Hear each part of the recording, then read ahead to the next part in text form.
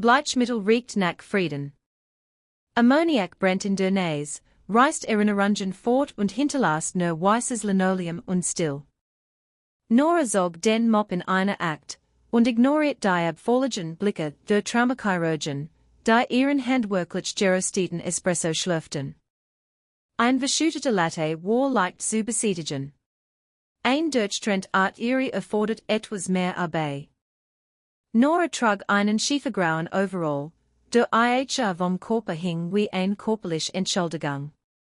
War zwei Namen zu groß, steif vom Industriewaschmittel, und bis zum Schlüsselbein hochgezogen.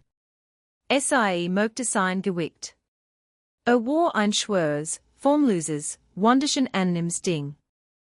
In den hypermodernen Glas- und Stahlkorridoren der Privatklinik St. Judas war Unsichtbarkeit ein Gott, das sie weit über ihren kargen Stundenlohn schätzte. Sie presst den Mopstil zusammen und genießt das mechanisch Klicken und Ratten der Mängel. Quiet Schleif. Quiet Schleif. St. Judas war kein Ort für Kranke. Es war ein Ort für Wohlhabend, denen es zufällig nicht gut ging. Die Luft hier roch nicht nach Krankheit. Sie roch nach Eukalyptus-Diffuseren, Touren Catering Mittagessen und der Nappen, starkenden Arroganz frisch gebügelter Kasachs. Nora konzentriert sich auf den Boden. Sie möchte den Boden. Log nahe. Beklagt sich nahe. Und bat nur darum, geschrubbt zu werden. Achtung, Reinigung. Dr. Perick schritt vorbei, sein Lederslipper hinterließen ein Spur schlammiger Futzen auf dem nahe sen Linoleum, das Nora gerade 10 Minuten lang poliert hat. Schaut nicht nach unten. Schaut sie überhaupt nicht an. Neben ihm kichert Krankenschwester Clara über etwas, das gesagt hat, ihr Tablet und die Brust gedruckt. Nora hielt in. Sie lehnte ihr Kinn auf den Griff des hölzernen Mopstils. Ihr Knuckle, die das Holz umschlossen, waren ein Landkart aus Sackagen, verblesten weißen Narben. Sie spürte das vertraut dumpfe Pochen der Basis ihres Schädels, ein Phantomecho aus roter Wasch und heißem Wassenwind, und drängte es hinunter. Sie atmet langsam ein und sog den scharfen Geruch von Bonawachs in sich auf. Sie sog den Mop wieder über den Schlamm. Mach einfach den Boden sauber, Nora. 10 Minuten später leert sie die Biogefahr-Behälter im Jubelauf-Wortbereich. Es war ruhig, nur das Ließsammen der Lüftungsanlage war zu hören. In einem Ledersessel nahe der saß ein Mann mit 50. Sein Golfhemd war schweißdurchnässt. Nora notiert den roten Plastiksack zu. Als sie anhob, fing ihr ein Geräusch auf. Es war leise, ein subtles, Feuchtstocken in der Kehle des Mannes. Sie hielt in. Sie betrachtet aus dem Augenwinkel. Sein Haut war blass, mit einem leicht dunkelbläulichen Schimmer die Lippen. Doch es war sein Hals, der die Haare auf ihren Armen aufstellt. Die Jugularvein war gestört, dick und pulsierend wie ein Gartenschlauch unter Druck. Sein Brustkorb hob sich ungleichmäßig. Die Linkseite hinkte direkt nach. Spannungspneumothorax, liefert ihr Gehirn sofort, oder acute Herzbeuteltamponade. Nora schloss die Augen. Sie presst den Plastiksack so fest, dass ihr Fingernägel sich in die Handflächen bohrten. Nicht den Zirkus. Nicht den Affen. Sie war Reinigungskraft. Sie schob einen Wagen. Sie trug kein Stethoskop mehr. Sie hat ihr Zulassung aufgegeben, ihre Vergangenheit begraben und die Albtraum von Damaskus und der Provinz Helmand gegen einen Moppheimer eingetauscht. Aber der Mann guckt erneut, ein verzweifeltes, ertrinkens Geräusch. Nora flügte lautlos. Sie ließ den Mullwagen stehen und ging zügig den Flur hinunter zum Schwesternzimmer. Clara tippte auf ihrem Handy, fehlte ihr Nagel mit einem Pappfeiler. Hey, sagte Nora. Ihre Stimme klang wie zerstossene Kais, rau von Jarlangem nicht gebraucht, und zu vielen billigen Zigaretten.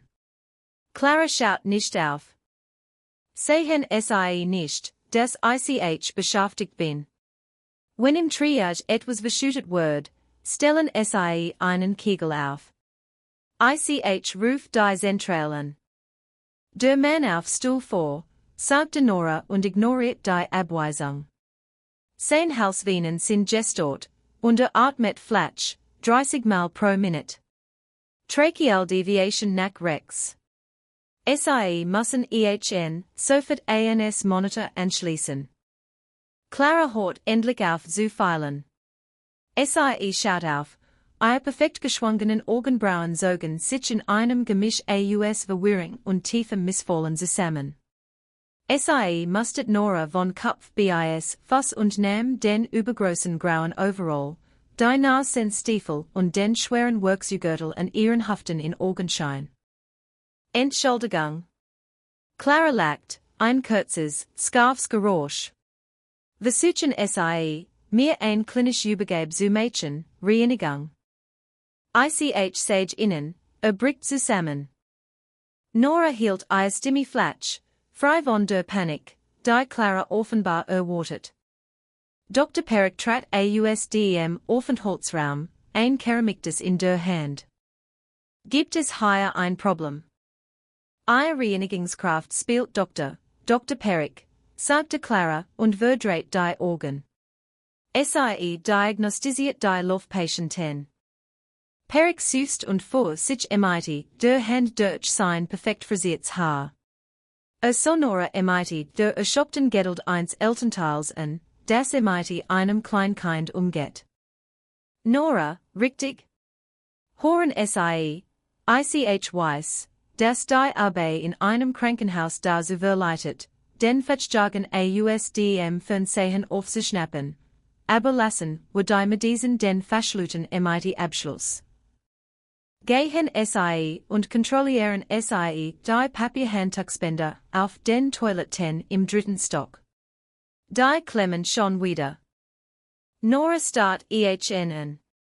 Sie betrachtet sein sauberen, weichen Hand, die nahe in einem schaukelnden Humvee auf warmem Scharlachrot ausgerutscht wären.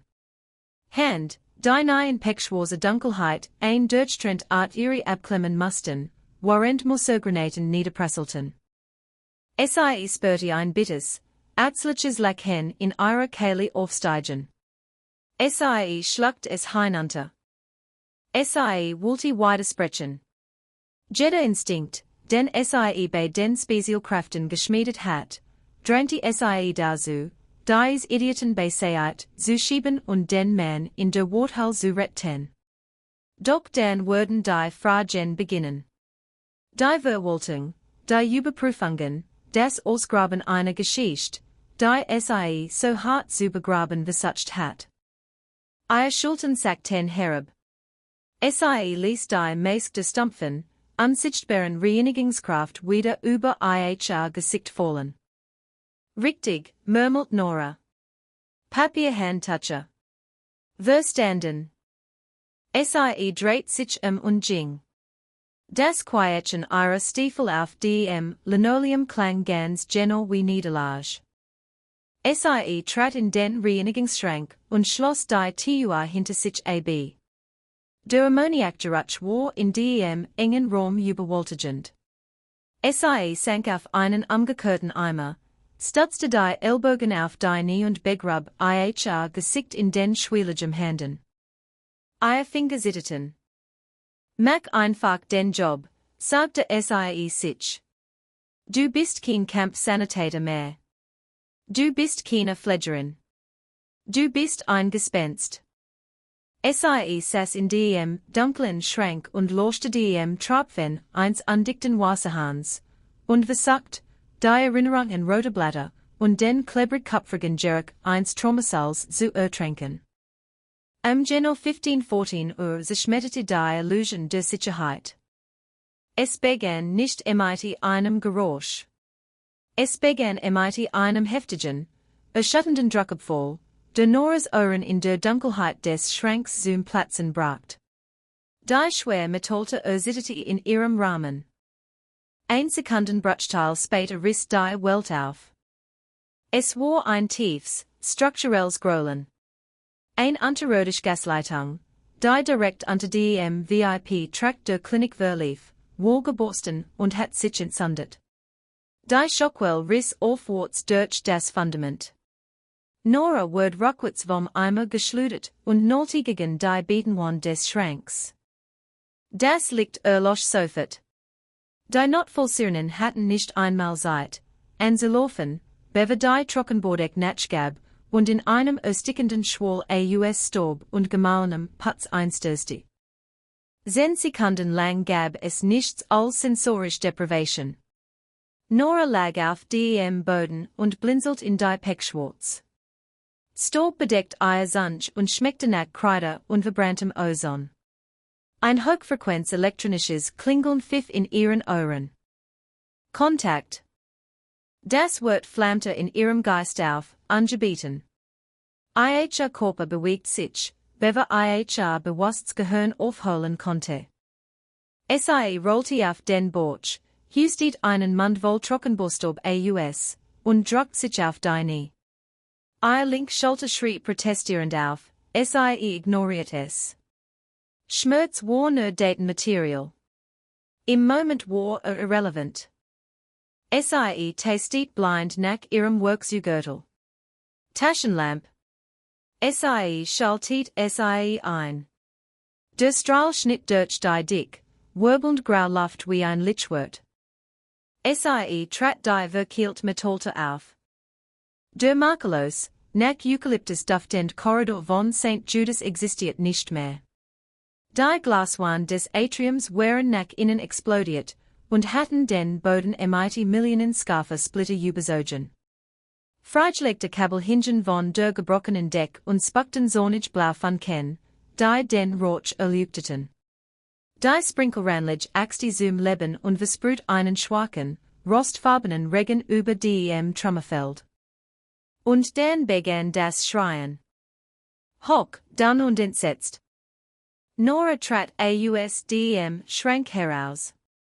Der schwergrau Overall fühlte sich plötzlich nicht mehr wie ein Verkleidungen. Fühlte sich wie Rüstungen. Sie fand Dr. Perick zuerst.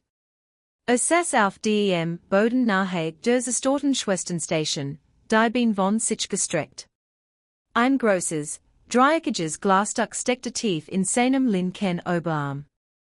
Starrte den Mund öffnend und schließend wie ein gestrandeter Fisch, vollständig gelähmt vom Anblick seines eigenen Gewebs. Krankenschwester Clara kauert unter einem Schreibtisch, schluckst hysterisch, die Hand über die Ohren gepresst. Perick, bellte Nora.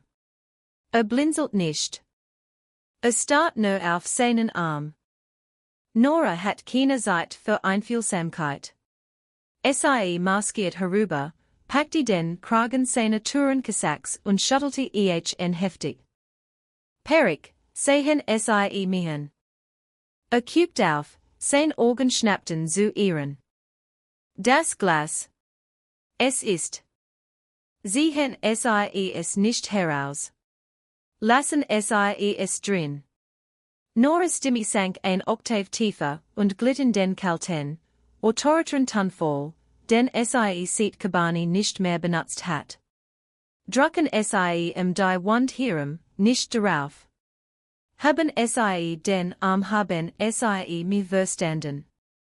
Perick stammelte, völlig verloren. Nora ließ ihn los. Sie wirbelt herum, ihr Taschenlampenstrahl fegte durch das Dunkel. Sie erinnert sich an den Mann auf Stuhl vor. Sie fand ihn 20 Fuß entfernt. Die Druckwelle hat ihn aus dem Sessel geschleudert. Ein massiv Platt des Deckenrasters, schwer von Lichtinstallationen und Leitungen, war direkt auf sein Antierkörperhafte niedergegangen. Nora eilte herbei und glitt auf den letzten Metern auf ihren Knien über das Glas. Sie lügtet ihm ins Gesicht. Sein Hort war grau. Sein Lippen waren jetzt stark cyanotisch. Sein Atmung war nichts als Flachs, qualvols Kuchen. Sie schaut nach unten. Der Schwermetallträger hat seinen rechten Oberschenkel zerschmettert, und darunter breitet sich ein dunkler, viskoser Fleck schnell über die weißen Fliesen aus, vermischte sich mit dem Sprinklerwasser. Hellrot. Pulsierend. Femoral Artery. Eingeklemmt. Nora's Hand schwebten für den Bruchteil einer Sekunde über dem Mann. Sie spürte ein Wurgend Welli aus Schwindel. Der Staub, der Geruch von frischem Blatt, das Schreien, es zog sie al zurück. Sie hat Angst. Nicht vor dem Blatt, sondern vor sich selbst. Wenn sie das tat, gab es kein Zurück zum Mob. Der Mann wirkte, blutige Schaum aus Chen in seinen Mundwinkeln. Nora fletschte dies an. Sie flugte laut und roh in den Rauch hinein. Sie riss den schweren Canvas-Werkzeugürtel von ihrer Haft. Clara. Noras Schrei war so feral, dass die Krankenschwester unter dem Schreibtisch zusammensackte. Kommen Sie sofort her. Clara kroch heraus, ganzen Lieb sittend. Ich weiß nicht, was ich tun soll. Sie halten das Licht. Nora druckte der Krankenschwester die schwere Taschenlampe in die sittenden Hand. Auf sein Being rich 10. Lassen Sie nicht fallen, oder ich brech ihnen die Finger. Nora griff in ihr Tasche. Sie hat kein Traumapaket. Kein Gefechtsverbandmaterial, keinen Druckverstärker Bindegut, kein Skalpell. Sie hat einen Reinigungswagen, begraben unter Trümmern. Sie zog einen dicken, schweren Industriekabelbinder und ein paar rostige Traumascheren heraus, die sie aus purem storischem Gewohnheit heimlich mitgetragen hat. Sie zögert nicht. Sie packte den Hosenbein des Mannes und schlitzt den Stoff mit brutaler Effizienz auf, das zerfetzt Fleisch seines Oberschenkels freilegend. Das Blut spritzt im Rhythmus seines versigenden Herzens. Oh Gott, wirkte Clara und wandte den Kopf ab. Halten Sie das Licht ruhig, schnappte Nora. Sie wickelte den schweren Kabelbinder hoch und straff den Oberschenkel des Mannes, direkt unter der Leiste. Sie zog ihn so fest, wie ihr bloßen Hand es konnten. Die Plastikzahn klickten heftig, aber die Blutung hört nicht wollig auf. Der Kabelbinder war nicht dick genug. Schnitt ins Gewebe, konnte die Arterie aber nicht vollständig abdrücken. Nora schaut sich wild Sie schnappt sich einen schweren Stahlschraubenschlüssel von ihrem vollen gelassenen Werkzeuggürtel. Sie schob den Griff des Schlüssels unter den Kabelbinder. Mit einem Stonen der Anstrengung begann Sie zu drehen, den Schlüssel als improvisierten Hebel nutzend. Ein Umdrehung, zwei, das schwer Plastik bis tief ins Muskel. Der Mann stöhnte vor Qual auf, sein Augen rollten nach hinten. Tut mir leid, Kumpel. Ein Being verlieren ist besser als das Leben, murmelt Nora und dreht ein drittes Mal. Der pulsierende Scharlachstrom verlangsamte sich, dann stoppt Nora sichert das Ende des Schlüssels mit einem Streifen Panzerband von ihrem Gürtel und umwickelt ihn vollständig sein Being, das improvisiert Abendederat zu befestigen. Sie wischte sich ein Schicht Schweiß und Trockenbohrstaub von der Stirn und hinterließ einen schlammigen Strich. Sie schaut auf. Dr. Perick starrt Sie von der anderen Seite des Flurs und drückt seinen verwundeten sein Augen während weit vor Schirmschark. Das arrogante Grinsen vollständig ausgelöscht, setzt durch die aufkommende Kenntnis, dass die Frau, der Gerät aufgetragen hat, einen Papierhandtuchspender zu reparieren, in unter 60 Sekunden ein tadelloses Improvisationsfeldtourniquet Protokoll ausgeführt hat. Nora schaut ihn nichten. Sie ließ ihre Hand auf die Brust des Patienten sinken. Die Blutung war gestoppt, aber der Mann erstickt. Der Spannungspneumothorax hat seinen kritischen Punkt erreicht. Sein Trachea war sichtbar auf die rechte Seite seiner Kehle verschoben. Sein Lunge kollabiert, sagte Nora, mehr zu sich selbst als zu Clara. Der Druck zerquetscht sein Herz. Ich brauch ein Nadel. Großlumig. Wir haben hier keine Notfallwagen, stammelte Clara. Sie sind in der Apotheke eingeschlossen, unter dem Schutt. Nora schaut auf die Brust des Mannes. Hat legt 2 Minuten, bevor sein Herz aufhört. Sie stand auf, ihr grauer Overall in dunklen, nausen Flecken durchtrankt. Sie schaut durch die verwustet Klinik. Ihr Augen durchsuchten die Trümmer mit der kalten, berechnenden Geometrie einer Frau, die einmal einem Marinesoldaten das Leben gerettet hat, mit einem Kugelschreiber und einem Stück Gummischlauch. Sie dreht sich und sprintet auf die zertrümmerten Überreste des Vorratsschranks zu. Rauch hing im Korridor, dick und ätzend, brannte ihr Augen bis sie trennten. Der Vorratsschrank war vollständig verschwunden, begraben unter einem eingestürzten Abschnitt der Lüftungsanlage. Metallkanäle axten über ihr und schwenkten wackelig. Nora hört nicht auf, sich zu bewegen. Sie konnte nicht.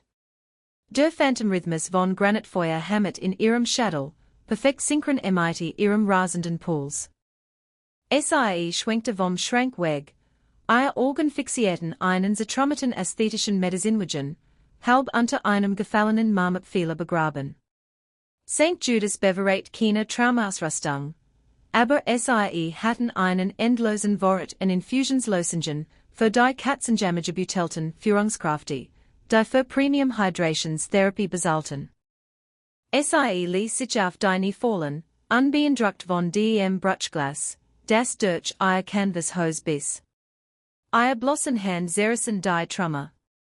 Ampullen mit B12 zersplitteten. Spritzen verstruten sich wie Plastiknocken. Komm schon! Komm schon! Ihr Finger schlossen sich ein steif Plastikblisterverpackung. Ein intravenoser Catheter, 14 Gauge. Dick und brutal, für schnell Flüssigkeitsinfusion gedacht. Im Moment war ein Lebensretter. Nora schob die Nadel in ihr Tasche und sprintet zurück. Der Mann auf Stuhl vor hat aufgehört, sich zu wehren. Das war das schlimmste Zeichen überhaupt. Sein Brust war auf der rechten Seite völlig still, Neck außen gewölbt unter dem Druck der eingeschlossenen Luft, die sein Lungen und sein Herz zerquetschte. Sein Lippen waren nicht mehr blau. Sie waren ein hässliches, marmorites Grau. Dr. Peric lehnte noch immer an der Wand und drückt seinen blutenden Arm und murmelt etwas Unzusammenhangendes. Clara weinte offen, das Gesicht in den Knien begraben. Sie waren vollständig nutzlos. Die zivilisierte Welt war zerschmettert, und sie wussten nicht, wie man in den Ruinen atmet. Nora ließ sich schwer neben dem sterbenden Mann nieder. Sie riss die Plastikhull des Catheters mit den Sahnen auf und spuckte den fetzen Plastik auf den blutigen Boden. Kein Betadin. Kein Alkohol. Keine Handschuhe. Ihre Hand waren überzogen mit Trockenbaustaub, Maskinenol vom Moppheimer und dem eigenen Blut des Mannes. Vergib die Infektion, dacht sie grimmig. Überlebt nur die Minute. Sie fuhr mit dem Daumen über das Schlüsselbein des Mannes und drückt fest in das klamm, schwitzend Fleisch. Sie fand den Sternalwinkel, Saltinak Anten, erster Ripp, zweiter Interkostalraum, Medioclavicularlinie. Ihr Hand schwebte. Ein heftiges Zittern erschüttert ihr Finger. Plötzlich war sie nicht mehr in einer Hochglanzklinik in der Stadt. Sie war im Laderaum eins schwarzen Falken über dem Karengeltal. Der Mann unter ihre war kein 50-jähriger Unternehmensmanager. War ein 19-jähriger Young US-Bayern, dem die halbe Kinnlade fehlte, und nach seiner Mutter schrie, während sie ihm ein Nadel in die Brust trieb. Gala stieg ihr in die Kehle. Sie schluckt sie hinunter und schmeckte Kupfer. Bleib bei mir, flüstert Nora. Es war ein Gebet, und das Gespenst im Hubschrauber ebenso wie in den Mann auf dem Boden. Sie griff den schweren Plastikhub des Catheters. Sie positioniert die Spitze knapp über der dritten Rippe, das Neurovaskularbündel zu schonen, winkelte sie präzise auf 90 Degrees und stieß nach unten. Fleisch which zurück. Muskelwiderstand, dicht und gummiartig, bever mit einem widerlichen, nach sen Nolen Natchgab, als die Nadel den Plurispalt durchbrach. Sofort entwich ausdem Nadellensatz ein Scarfs, heftige Zischen. Es klang wie ein aufgeschlitzter Reifen. Abgestanden, eingeschlossen Luft, völlig mit dem metallischen Gestank inner Blutungen, strömt unter immensem Druck aus der Brust des Mannes. Ein feines Brunabel aus zerstorbtem Blut legte sich über Noras Nockel. Sie zog den Stahltroker schnell heraus und ließ den flexiblen Plastikkatheter an Ort und Stelle. Die Nadel ließ sie auf dem Boden fallen. Fast sofort sank die Brust des Mannes. Die schrecklich gewölbte Spannung verschwand. Sein Trachea, so hart nach rechts geschoben, wandert langsam in die mit seiner Kehle zurück. Kuckt auf. Es war ein entsetzliches, nasses, rasselndes Geräusch, aber es war ein echter Atemzug. Luft strömt in sein noch funktionierend Lunge. Das dumpfe Grau seines Gesichts begann zu weichen, betrieben vom zarten, zurückkehrenden Schimmer oxygenierten Bluts. Nora setzte sich auf die Fersen zurück. Das Adrenalin verdampfte und hinterließ ein kalte, holy Leer in ihrem Magen. Ihre Schultern sackten herab. Der Schwergrau overall fühlte sich wie ein Bleidecken, die sie auf den Boden zog. Sie schaut auf ihre Hand. Sie zitterten jetzt heftig, bis zu den Handgelenken scharlachrot gefarbt. Sie wischte sie in ihren Oberschenkeln ab und hinterließ lange, rostfarbenes Strich auf dem grauen Stoff. Es half nicht. Das Blut saß in den Falten ihrer Nockel. Es war unter ihren Fingernageln. Es war genau dort, wo sie sich geschworen hat, es nie wieder zu haben. Wie? Die Stimme war schwach und zittrig. Nora dreht langsam den Kopf. Dr. Perick starrt sie an. Das arrogante Grinsen, die nistend Überlegenheit des Privatklinikmediziners, als war weg, verbrand von der Explosion und der schieren brutalen Realität des Sen, was soben besucht hat. Betrachtet das improvisiert Schraubenschlüssel-Tourniquet. Betrachtet den Bruststick. Wie haben sie das getan? Fragte Perick, seine Stimme gebrochen. Wer sind sie? Nora schaut ihn an. Sie spürte ein tief, erschöpfend gleichgültig Kiet. Sie fühlte sich nicht wie ein Heldin. Sie fühlte sich wie ein Hochstaplerin, die gerade ihr Tarnung gesprengt hat. Ich bin die Reinigungskraft, sagte Nora. Ihre Stimme war flach, ohne Emotion. Halten sie weiterhin Druck auf ihren Arm, Herr Doktor. Sie bluten noch. Sie wartet sein Antwort nicht ab. Schwurs, rhythmisches Stampfen holte vom End des Korridors.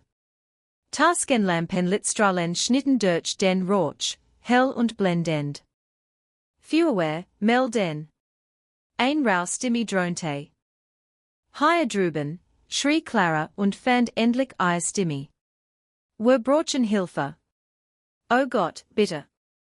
Helfer überschwemmten das verwüstete Atrium. Sie bewegten sich in einem chaotischen, aber eingespielten Ballett aus schwerer Schutzkleidung, klinkenden Karabinen und dem Nacken von Funkgeräten. Der Geruch von Dieselabgasen und frische Nachtluft strömt mit innen hierin und durchschnitt den Gestank von Staub und Kupfer. Nora schob sich rückwärts und glitt in die tiefen Schatten, die ein eingestürzter Wandabschnitt warf. Ein Sanitäter in einer leuchtgelben Jack eilte auf den Mann auf dem Boden zu. Ließ sein schwer traumatisch fallen, sein Augen durchsuchten schnell die Szene. So das eingeklemmt Being. Griff nach seiner Schier, bereit das Hosenbein aufzuschneiden, hielt aber in. Starrt auf den schweren Stahlschraubenschlüssel, der in den blutigen Kabelbinder eingedreht und perfekt mit Panzerband gesichert war. Dan wanderten sein Augen zur Brust des Patienten. So den 14-Gauge Catheter, der aus dems weiten Interkostalraum ragte, perfekt platziert, den Pneumothorax entlastend. Der Sanitäter erstarrt. Schaut auf, sein Taschenlamp schwenkte zu Dr. Perick. Herr Doktor, sagte der Sanitäter, sein Stimme von tiefem Respekt erfüllt. Hervorragend aber. Eine Ausrüstung. Diese Hebel hier, das ist Michellos. Sie haben diesem Mann 20 Minuten geschenkt, die nicht hat. Perick öffnet den Mund. Schaut auf sein eigenen sauberen, schwielenlosen Hand, die gerade ein Mulchenpress gegen sein klein Schnittwund presst den. Schaut den Sanitäter an. Dan schaut an ihm vorbei in die Schatten. Ich war es nicht, flüstert Perick. Die Realität seiner eigenen Unzulängglichkeit lag schwer in seiner Kehle. Sie war es. Der Sanitäter folgte Pericks Blick. Sein Taschenlampenstrahl schnitt durch das Dunkel und fixiert Nora gegen die Wand. Sie stand dort, gebadet in dem grellen weißen Licht. Der übergroße grau Overall war ruiniert, durchnässt von Schweiß und Blut. Ihr Haar war mit Trockenbohrstaub würfelt. Ihr Gesicht war mit Ruß verschmiert. Ihr Augen waren hohl, verschlossen und gerollt. Der Sanitäter stand langsam auf. Erkannte die Haltung. Erkannte den leeren, tausendmeilen weiten Blick, der nur von denen hat, die das Schlimmste der Welt gesehen und überlebt hatten. Schaut noch einmal auf den Schraubenschlüssel hinunter. Das war keine zivile Medizin. Es war brutal, effektiv und in einer Kriegszone geschmiedet. TCCC, sagte der Sanitäter ließ, das Akronym für taktisch Kampfsanitätsversorgung. Trat einen Schritt auf SIE zu. Wo haben SIE gedient, Schwester? Fallujah. Kandahar. Nora antwortet nicht. Ihr Kiefer verkrampfte sich. Die Wände schlossen sich wieder. Das Scheinwerferlicht war auf Sie gerichtet und zert ihre Vergangenheit aus dem Flatschengrab heraus, das Sie davor hat. Wenn Sie sprach, wurden Polizeibeamte folgen. Fragen von Behörden. Sie wurden ihren Namen überprüfen. Sie wurden die Ehrenvoll-Entlassung finden, den silbernen Stern, den Sie in einen Fluss geworfen hat, die Approbation, die Sie freiwillig abgegeben hat, als ihr Hand im OP nicht aufhörten zu sitzen. Sie konnte es nicht. Nora hob den zerbrochenen Mopstil aus den Trümmern auf.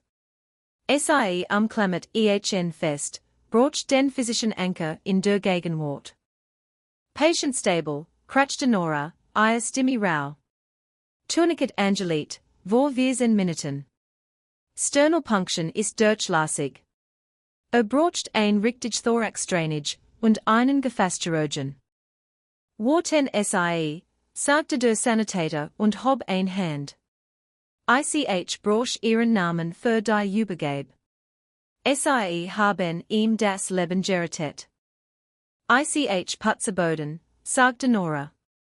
Sie dreht sich Hey, sie können nicht einfach gehen, rief Dr. Perick und stolpert auf die Beine. Nora, warten sie. Aber sie bewegt sich schon. Sie schluckte durch ein Sackigloch in der eingestößten Glaswand und trat in die eisig Nachtluft hinaus. Rotblau blaulichte wuschen über die Straße und torchten den nassen Asphalt in gewaltsam sackend Farben. Die Luft draußen roch nach Regen und Abgas. Nora ging in eine Gruppe fewer Männer vorbei, die schwers Rettungsgerät schleppten. Keiner schaut zweimal auf die staubdeckte Reinigungskraft, die hinkend vom Trümmerfeld wegging. Für sie war sie nur ein weiterer glücklicher Überlebender, ein weitere Zivilistin. Sie griff in ihre Tasche. Ihre blutbefleckten Finger zogen ein zernitterte Packung abgestandener Zigaretten heraus. Sie steckte ein zwischen die Lippen und zündet ein Streichholz an. Die Flamme beleuchtete kurz ihre vernarbten Knuckel, bevor sie es ausschüttelte. Sie inhaliert tief, der billige Tabak brannte ihre Lungen. Es fühlte sich erdend. Real. Hinter ihr luden Sanitäter den Mann auf ein Trage. Lebte. Das Gespenst im Hubschrauber war noch immer tot, aber der Mann in der Warthal lebte. Es war ein ungleiches Geschäft, ein chaotisches Aufwiegen der Wage, das niemals wirklich schon ergeben wird. Nora stiers ein dick Rauchwolk in die Nacht aus. Sie rückte den Kragen ihres ruinierten grauen Overalls zurecht, schob die Hand tief in die Taschen und begann zu gehen. Das Schwerquietschen ihrer Stiefel auf dem Asphalt war das einzige Geräusch, das sie hinterließ, bis es in den Sirenen verblasst, und die Reinigungsfrau völlig von der Dunkelheit verschluckt wurde.